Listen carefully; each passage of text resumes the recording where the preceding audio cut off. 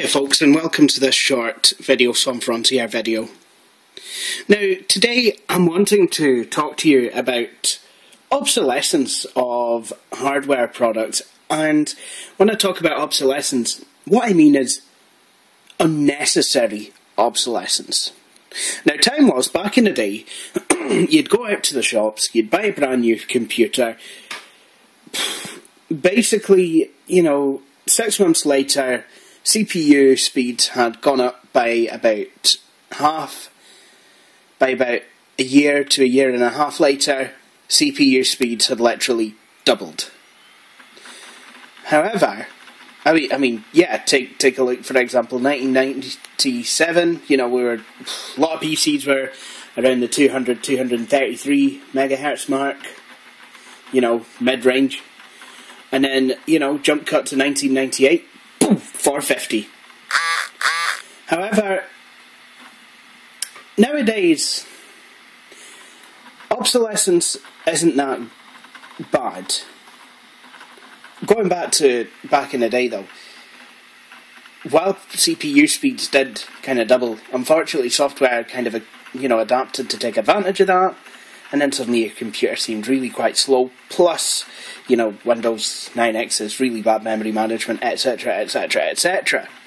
And yes, I believe that today computers are still really quite slow, you know, after you've had them due to the ballooning of Windows and Windows updates. However, let's take this machine. This is one of my customers. It's an EI Systems 1211. It's got a 13.5 inch widescreen TFT, 512 megabytes of memory, not gigabytes, megabytes. But I've actually just put a gig in this, you know, taken out the 512 megabyte memory chip, thrown in a gig, lickety split. 80 gig hard disk, which is very small by today's standards. You know, we're on to, you know, 1, 2, 3 terabytes, and then this wee thing has got basically about as much memory as a smartphone. Well, maybe not as much, but, you know, think about it. You've got a 64 gigabyte Apple iPhone. You know, this is pretty much breathing down the back of the neck. You know, once you take out the recovery partition, then yes, it's only about 69 gigabytes. DVD-RW, Microsoft Windows Vista Home Basic. It's also got 4 USB 2 ports, VGA out, headphone and microphone sockets, wired and wireless LAN. Now yes, and what it doesn't tell you on there is that it's also equipped with an Intel Celeron 2.1 GHz processor. Now for running modern versions of Windows, if you think that this laptop is no good, you would be right. However, as with most machines that basically were low-end when Vista came around, this, I'm guessing, will tackle XP really quite well. Okay, I'll probably have a couple of problems trying to find and install display drivers, and I'll get to that, you know, as it happens. However, Microsoft leaving XP behind is making a lot of these machines obsolete. Now, back in the day when we weren't on the internet all that often, that wasn't such a bad thing. I mean, the worst thing that could happen is maybe you couldn't use the latest and greatest software, and gaming, forget about it. It was MS-DOS for you. You know, or if you're lucky, solitaire. However, nowadays, things are a wee bit more complicated. A lot of people, I'm not saying everyone, But a lot of people do have access to so-called always-on internet connections. Basically, what that means is, you know, you'll have a router of some sort or a modem, and basically, whenever you switch on your computer, you'll be online. At least at the home, anyway. And yes, a lot of people do now take their computers out with them to a wee cafe, or wherever, and, you know, a lot of places offer free Wi-Fi.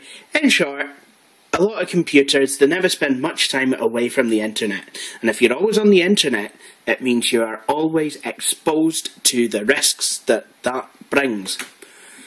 For example, viruses, spyware, software designed to exploit flaws in the Windows operating system. Now, I'll admit that Microsoft cannot go on supporting Windows XP forever. It just would not be financially viable. However, a lot of PCs like this are going to become obsolete. Now, some of you might say, put a Linux distro on it. Simple. Or some of you might say, well, if you want to go for Windows, what was ever wrong with Windows Thin PC? I'm going to talk about option A, Linux. Now, if it was someone like me, or any other kind of computer geek that owned this computer, that is the first thing we would do. See this machine and go, brilliant, that would be perfect for running Ubuntu, and it would. I'll be honest, my Dell Latitude C610, that came with Ubuntu 11.10 pre-installed, I believe, or it could have been 11.04. It was a pretty late on version at the time when I got it, which was shy of a year ago now. However, a lot of consumers, i.e. people who would actually buy these machines in the first place, they're not going to be confident in Linux. And unfortunately, with this class of machine, there may not even be the drivers available, because it is, you know, a pretty low-end machine. Option B, Windows Thin PC, that seems a more sensible option. In fact, it would be the ideal option. However, there is a slight problem with that. I've never seen Windows Thin PC being offered to anyone other than OEMs, system admins, or Microsoft TechNet subscribers. In fact, I've really only know of its existence. Well, I've heard about Windows Fundamentals. Obviously I have. I've tried it on my Dell Latitude C500. But Thin PC, you know, and yeah, that is the same. Generally only offered over TechNet. Or, you know, MSDN, or whichever legal source you use to get your Microsoft software. I have to say legal, apparently it's a lot of them. Might not like me, and I've got enough people who don't like this channel without the government. But the upshot of all of this, I think that for web browsing, word processing, or even music playback and photograph storage, this machine is, well, it's really good, you know. It's not the best in the world. It's certainly not going to play Crysis or even The Sims 2, which came out in 2004. Well, it might play that, but trust me, you're not going to be happy with its performance. But for web browsing and basic things like that, I don't see why you would go with anything different. And, you know, it is a shame. Because a lot of these machines are going to be thrown out. And for what? What have they ever done wrong? Well, the ones that have actually worked, yeah. I mean, I understand that with the EI systems, same as Advent, made by PC World, a lot of them probably will self-destruct. But some of them, you know, like this one, have lived. 5 years, I think, is quite a good age for a laptop of this kind of type. And there is really nothing wrong with it. I reckon with XP on it, this thing is going to scream along. And to be honest, this machine was only really ever meant as a web surfing machine anyway. So, you know, this machine still surfs with the best of them. But unfortunately, due to the fact that it really can't run Windows Vista for toffee, and that Windows XP is going to be made obsolete shortly. It's just going to be forgotten about. Really is quite a shame. So now I have this machine running, and I've got all the drivers installed, I do believe. So let's have a wee look.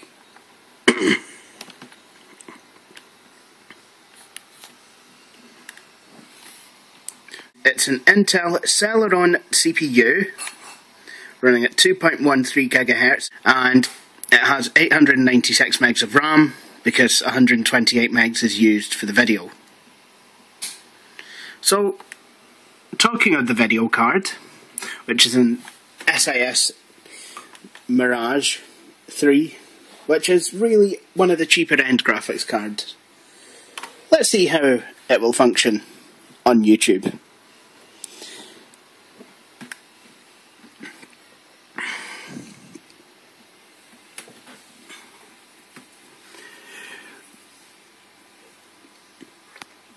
So it's kind of running slower at the moment. And this is Billy Core once again with the Latitude CPI. Earlier you saw me unbox it, and I did reformat it. Got rid of Windows 2000 and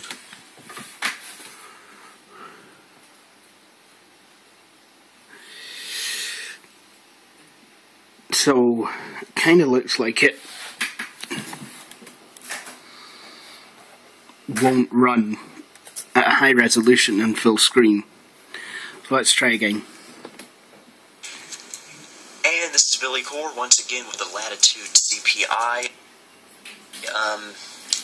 Earlier you saw me. You can run it in a window and it'll run absolutely fine. Got rid of Windows 2000 and put Windows 95 on it. Apart from that, though, unfortunately, Windows 95 was not getting. Seems to be running fine. It's amazing. YouTube videos, okay, yes, some are in high def, but even standard and low definition YouTube videos seem to require more resources to run than a DVD video. And to be honest, I think that is a design flaw. High def videos, I'm fine with that, but low def videos, the fact that machines that can play DVDs absolutely perfectly will not play YouTube videos, I think some things went wrong. I really do. Well, apart from that, XP is running absolutely brilliant, fan-dabby-dozy. Not much on here. I am downloading LibreOffice. I've put Avast antivirus on it, Google Chrome, the SIS VGA utilities are on here. Don't know what that really includes. Utility tray, it must be just something that you use to make the resolution higher, lower.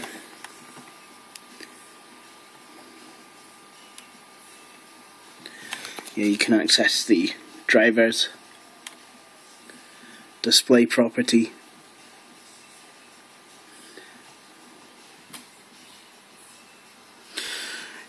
Yeah, it's kind of changing the resolution, seeing what screen to output to. I have Adobe. If it'll change, if it'll let me focus.